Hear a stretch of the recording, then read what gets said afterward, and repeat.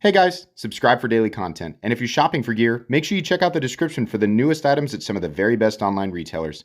There's also links for some of the items that I personally recommend. Thanks! What's going on YouTube? Metal Complex here, and welcome to this week's episode of The Knife Guys. So what are we talking about today? I probably not all of you, but some of you definitely saw my community post here recently where I said, I was kind of quoting someone who said, Metal Complex, you show way too many expensive knives and they all look like gas station knives to me. And I jokingly said, loud and clear, here's two more, showing two extremely flashy custom knives, one of which is out on the table. And that's fun. You guys know I like to stir the pot, right? Like when large groups of people, their behavior is really predictable, I kind of like to poke at it, right? It's just funny. I'm not trying to be mean. It's just like, yeah, we all have our things. There's people who can say certain things and get me to react pretty easily too. So it's just supposed to be funny. But I wanted to dive into that further because, this is a common theme with my content. I'm very, very, very much aware that there are lots of new people watching. Not just on my channel, the knife world in general, right? Right now, you're saying it in your head. If you're new, you're going, yep, that's me. I'm new. I don't really know, right? I try to be as friendly as possible. I like to joke around, definitely, but I try to be as friendly as possible with my content to new people. And the realm of custom knives is confusing. It can be very off-putting, right? People develop common misconceptions. So I'm going to break down a few things here.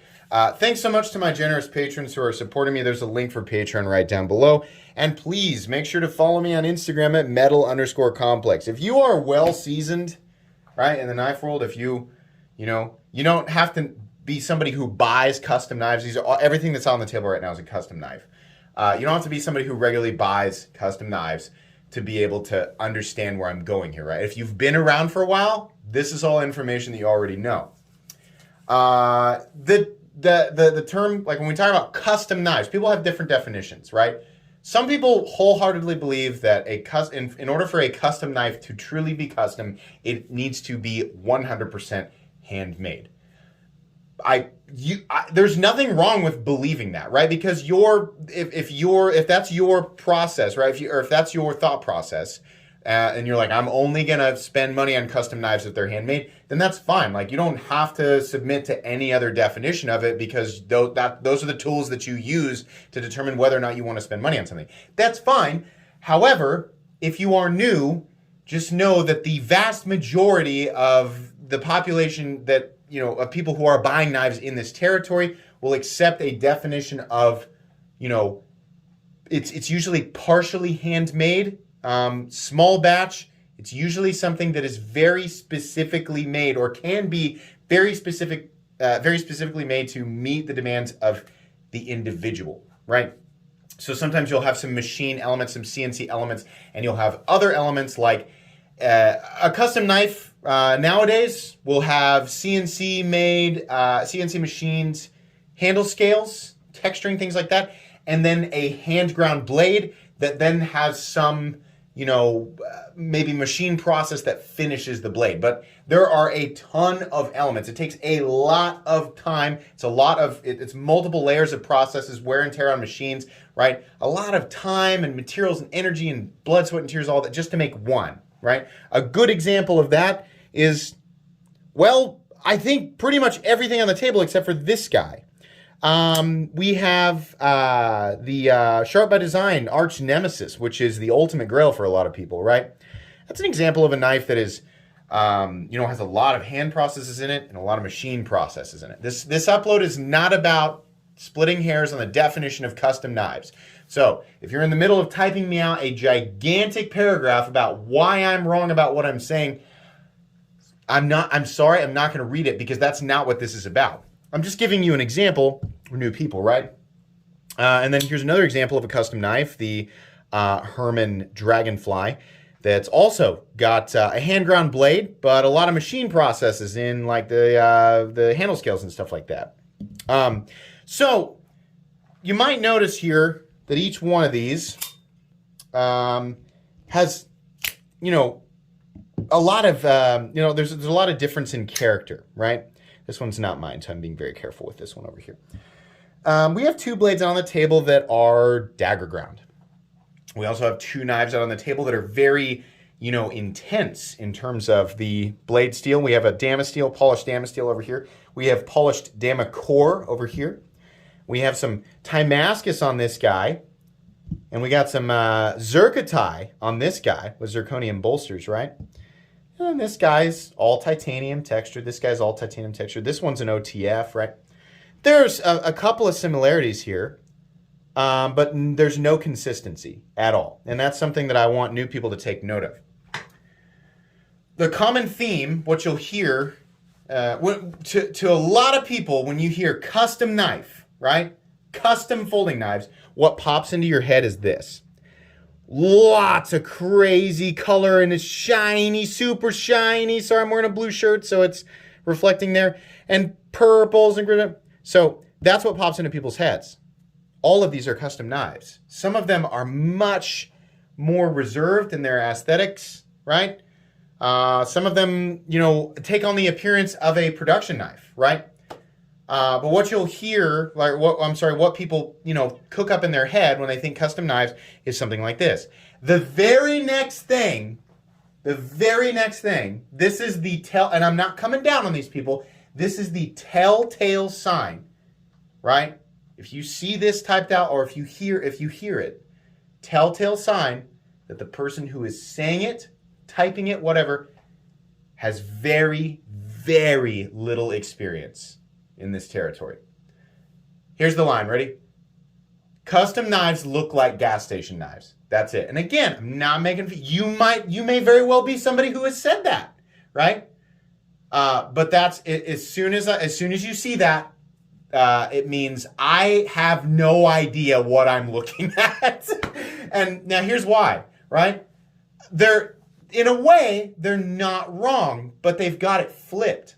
I've talked about this before. It is not that custom knives look like gas station knives. It's that gas station knives look like custom knives. How can you be so sure, Metal Complex? Well, the general flow of things in the knife world is the expensive, unique, and original things are created, and then the lower level copies, right? The original is created and the copies follow. I think we can all rest assured that there are no original gas station knife designs, right? The element that initially, right, the simple sort of foundation for the reason that when we think custom knives that this pops up into our head, it's because when you're standing there at the checkout counter, whatever, you're buying a Doritos and Mountain Dew or whatever you guys buy at gas stations, and you look over at that little spinny clear thing that's right there at the checkout counter, and it's the same thing every time. Rainbow something or other with some sort of multi-tool attached to it. Usually it's like a ballast song. Directly below that, Black Scorpion knife. Directly below that, the same exact thing but with ninjas on it. Directly below that, wooden, oddly kind of reserved aesthetic knife, but it has a tactical blade that doesn't go with the wood scales. And then you have the skeletonized sort of like, it's like all gray and it's skeletonized. And then, a whole bunch of like mishmash sort of serrated tanto this, serrated tanto that, right? You have the stuff that sort of imitates the old school Italian stilettos, right? The theme there is that it's all junk. It's all garbage. The stuff that grabs your attention are the super bright color. The first thing you look at is the rainbow thing. Rainbow tactical whatever, right? You look at that. Sometimes it's funny. Have you seen those ones that look like, okay, I know you guys have seen this. How many people, and if not at a gas station, you've seen it online. It's a rainbow assisted folding knife that when it folds out like this and it's a scythe, right? Ha ha ha! Funny. There are some people like, I have that. I thought it was really cool, so I bought it. Guess what? That's a copy of an original. Believe it or not, there is an original custom design of that knife, and then these, super kind of not, they don't really care and they're just kind of stamping and pressing things. These Chinese companies go, yeah, that'll definitely grab the attention of somebody who doesn't know better. And so somebody gets one, or they look at a picture and they just kind of make like the best version of it. And they're like, yeah, that's the kind of stuff that grabs your attention. So the reason that your brain, if you're new, right? Again, I'm not coming down on you. The reason that your brain automatically, when you see stuff like this, you automatically associate it with gas station knives is because you are exposed to gas station knives 1,000 to 1 over stuff like this. It's much more likely that somebody who's even remotely interested in knives, it's much more likely that you will see a rainbow flashy something or other gas station knife well before you ever see something like this, right? So your brain automatically thinks of the gas station knife first. All of them are copies. They're all just trying to, the whole idea is make it colorful, polish it up, right? Make it look tactical, like it's made for the three different things, right? Gray man, which is a hilarious concept, right? Military or ninja. The humorous part of this is that gas station knives often just smash all three together, and they're like, yeah, that looks, yeah, sure. Put that at the checkout counter for $15.99. I am certain that will sell, right? That's the idea. The original designs come first. The reason that these materials are colorful is not because they're painted, or it's not because they're just like, yeah, let's just throw some purple. No. We have layered, it's pattern welded titanium Damascus that has been anodized. And this particular material has been infused with zirconium. Now, you don't have to like that look, right? The reason I have all these different custom knives laid out here is to prove that custom knives do not all look like this. I'm somebody who does like titanium Damascus, and I also love the appearance of Damasteel and Damacor, which are not the same as regular Damascus. Those of you, wondering, like, I'm sure I'm looking at thousands and thousands of dollars of knives on the table. Yes, you are, definitely. But I can get Damascus knives on Amazon for $15. Not the same thing. Not the same thing at all. Damacor and Damasteel are very, very different. I've got videos on that. You can check that out if you want. Gas station knives are usually some sort of pot metal. Maybe it's steel. If it's aluminum, God help us. I don't know what grade. The steel is never made out of anything special, right? Any sort of coatings or polishes are just surface. Sometimes it's almost like a wrap when they have like a, if you've ever been to a gas station and seen what looks like nearly a mirror polished edge or blade, it's like a wrap of something around the outside, which is not good at all for a pocket knife. Everything is as cheap as possible and as flashy as possible, right? But that's the idea there. The reason that we jump to those conclusions is because we see stuff like this and think that looks like a gas station knife because et cetera, et cetera. Because of what you've been exposed to, which is the gas station stuff first. I don't want that to deter new people. I want you guys to be able to identify what that type of language looks like. And it sounds silly. It's like, we need to be able to identify the naysayers. Yes, identify them and cast them out. I'm not trying to be like that. Like, this is the internet. You're going to see stuff like that. But the goal of this channel is to help direct people, the right way. Most of you know, watching, knives get more expensive. They definitely do. The nice thing about the custom knife world is that it is custom, meaning made to meet the demands of an individual. So if you're sitting in the bleachers of this thinking, there's always like the arms folded guy who, I've made up my mind. Made up my mind, Marvin. Mubba bubba.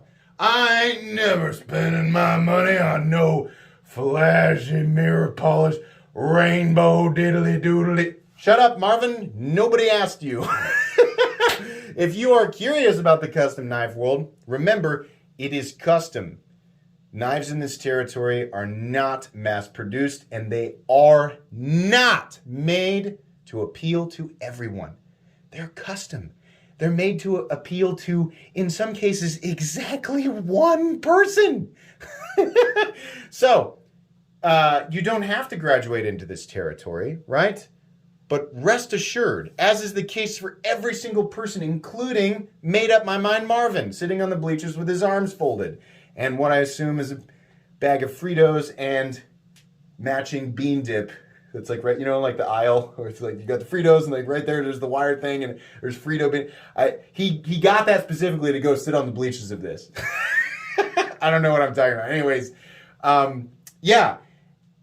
this is true for everybody.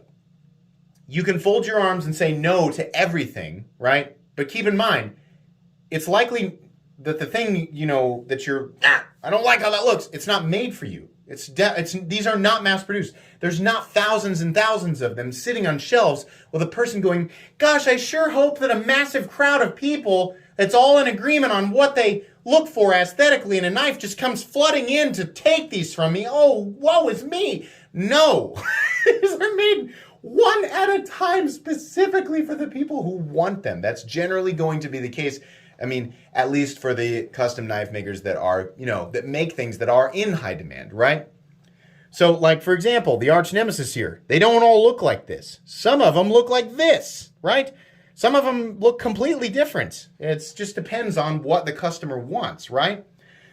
The flashy stuff is often used on Instagram, on, retailer sites. It's kind of like front and center because whether or not you like it, it is attention grabbing. For the same reason that the rainbow knife at the checkout counter of the Guggenslug or whatever, wherever you go, right? For the same reason that your eyes go, look at that freaking rainbow thing. What the heck is that?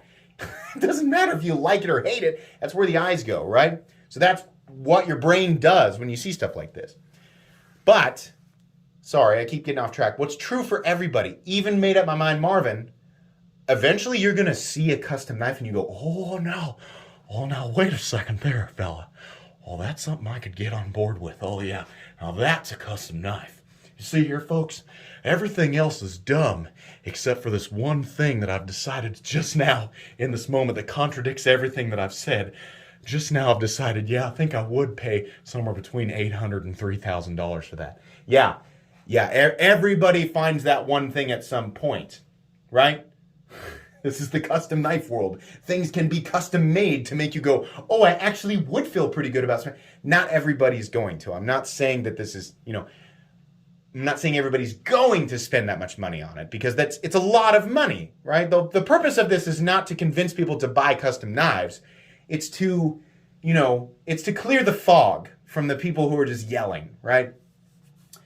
Eventually you will see something that will make you feel like, oh, if I had the money, I actually think I might fork it over for that. Yeah, that's true of everybody, right? I'm not saying you will. I'm saying eventually you will. If you dive deep enough into this, right? Well, I guess does law of attraction apply here if you're not looking for it? If you are seeking it, right, you will find it. It's there. A custom knife that appeals to you, right? The whole structure that you've created, your Tim's personal value system pyramid, right? Like that's, like the Swanson pyramid of something or other, right? You have this very well constructed and very specific complicated system that I use to determine whether or not I want to buy something. The whole thing just crumbles to the ground as soon as you see. You're like, right at the top, it's like, never go over $437. That's the key. That's the point of diminishing returns according to Tim. Shut up. Tim, within a week you could see something that's twice the price and your whole system will go out the window. It's not just with knives. It's the same thing with everything, right? We have a lot of different points being made in this episode of The Knife Guy, and I'm sure regular subscribers are very happy with all of the different voices I've just done. If you're new, sorry, it's a little all over the place, but I'm hoping that you got something out of this, right? Don't dismiss expensive knives as shiny, ridiculous objects that people just blindly go after. No, the people who have climbed into this territory are not, and I should have said this at the beginning, because there's always there's always one guy who's like, don't people know that all knives can cut? What are these silly goofballs spending $3,000 on? Didn't they know you can go down to the doopity-doop and buy a Milwaukee heebity-doobity for $7 that'll cut? God, thank goodness I brought my wisdom to the party. Shut up! That's not why people are spending that type of money, right? People want that exclusivity, sure. They also are looking for a very specific aesthetic, polished in a very specific way with very specific materials, right? They want that time and energy. They want something special, something that is unique or at least semi-unique, right? That type of stuff costs a lot of money to make because it takes a lot of time to make with very specific materials, right? It's made to order by a specific customer, and that specific customer says, yes, I will spend that on that. If there's literally, in the case that there's literally just one of them, that knife only needs to do one thing, and then that's to appeal to the one person who bought it. Even if the other 7 billion people on the planet go, I don't like that, it doesn't matter. It doesn't matter, because there's only one, and the guy who wanted it bought it, right? So that's how that works. A lot of this is just sort of rhetorical, right? It sounds like I'm patronizing and but there are people out there who are confused by this, right? The custom knife world is a lot more elaborate than someone yelling, that looks like, I saw a scorpion knife the other day, it looked the same. That scorpion knife is copying something, right? It's copying something in the custom knife world that costs a lot more to make, that's real, it's made out of real, not pot metal and slapped together, right? But the idea there is that, and this sounds bad, people who don't know better or people who are interested in knives and don't know anything about quality knives probably also like things like skulls and scorpions and fire and dragons and ninjas and weird flaming jester heads with like cards coming out of their mouths. I don't know. I'm still waiting for someone to explain that to me. Can I go off on another tangent here? I get that, listen, if you like knives, I get that you also probably like skulls and dragons and ninjas. Okay, all that makes sense. WTF is with the jester masks and the fire, like the flaming pool balls and the jet and the car. What? What is that? Is that a theme? Is that all one thing? Like, what'd you guys think of the meeting at the Joker 8-Ball Royal Flush Club the other night? What is it? I want to know. Where did that come from? Why is that a thing? And why is it lumped in at the gas station knives? Why is that like you got your, we have our pirate section. We have our dragon section. We have the limited release, actually special run ninja class weapons tonight. Of course, we have the skull section. And then over here, that's just right in exactly the same place for some reason, we have the Joker 8-Ball Royal Flush on Fire selection. I know there's a lot of you who like that for some reason, so here it is. What is it? What does all that mean? I'm seriously, please explain it to me down. Is it an ICP thing? I don't get it. Anyways, this is definitely one of the weirdest episodes that I've ever done, but this is the type of stuff that I loved. I love talking about this because this whole knife world is such a mess in so many different directions, and it's fun. I'm sure that if you did learn something today, it's probably overshadowed by 20 to 100 new questions that you have, so I'm sorry about that. Hopefully you can find the answers to those questions somewhere in my library of 2,500 uploads. Anyways, hope you enjoyed today's episode. Please make sure to follow me on Instagram at metal_complex. If you enjoyed this video, leave a like. If you'd like to check out my other content, I do, of course, have lots of videos of knives that are either expensive or inexpensive that I do or don't like, so check those out. And if you enjoy all my content, go ahead and click on that Metal Complex logo right there and subscribe because there's definitely more coming. Thanks again for watching, everybody, and have a great day.